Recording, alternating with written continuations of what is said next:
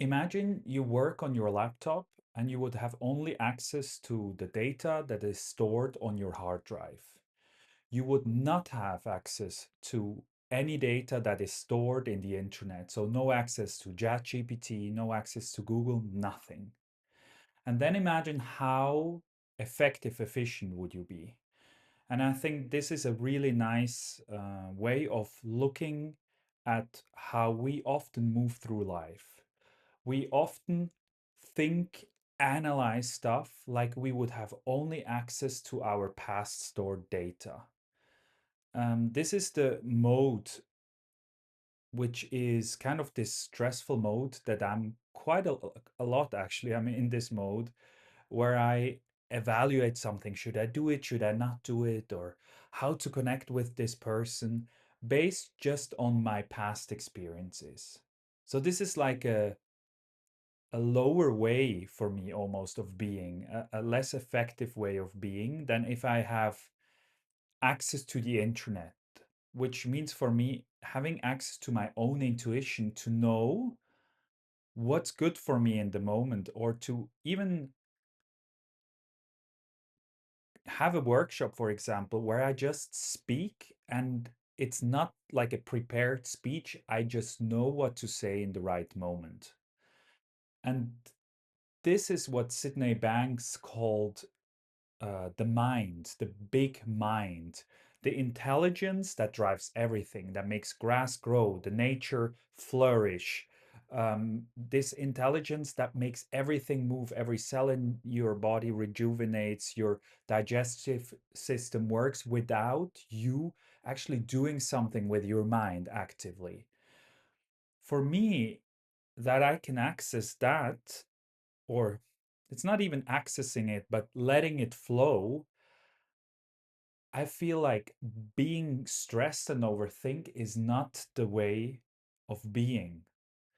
And I've seen, if I look more into those principles, if I,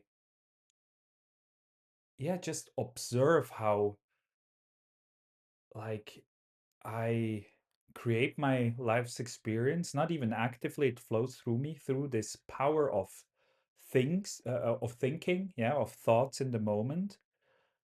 Like I kind of relax and then I can drop more into another kind of intelligence. It almost feels like, I've heard it a lot of people describe as fresh thought. It's new thinking, it's innovative thinking. And this is a really, really cool place to be. I can literally feel it right now. Like at the beginning of the video, I was more in like, okay, let me tell you the story of the comparison between the internet and kind of the hard drive.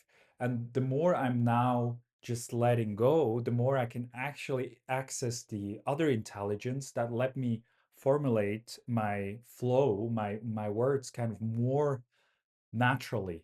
And it's a and now I switch again. I'm actually more in my head again because I talked about it. But it's really nice for me to observe this because through that, I know that I will, I know that I will know when I have to know. I talk a lot about this with people that I teach public speaking because oftentimes your head is, before you go on stage or before you start the workshop, your head is full of thoughts. Okay, first I need to do this, then I need to do this. And it's cool to prepare, it's useful, but then there is this point where you should just, or it's useful to just let go and trust that it will be okay. Because if you think of your life experiences, it's mostly okay. You're still here, you're still alive, so it kind of worked out. So why stress so much about these things? Why invest so much into your thoughts of like, oh, am I prepared enough for this speech, or will I know the right thing in 10 minutes? And just kind of drop, breathe, um, yeah, get some distance. Now I get more now I tell you more what to do, but it's actually not even doing something. It's just once you realize that you have access to that big mind, it makes less sense to overthink stuff. I think Sydney Banks talked about it beautifully in his book The Missing Link. So if you want to go deeper on that, I'm sure it's available online on Amazon or something like that. And I see you in the next episode.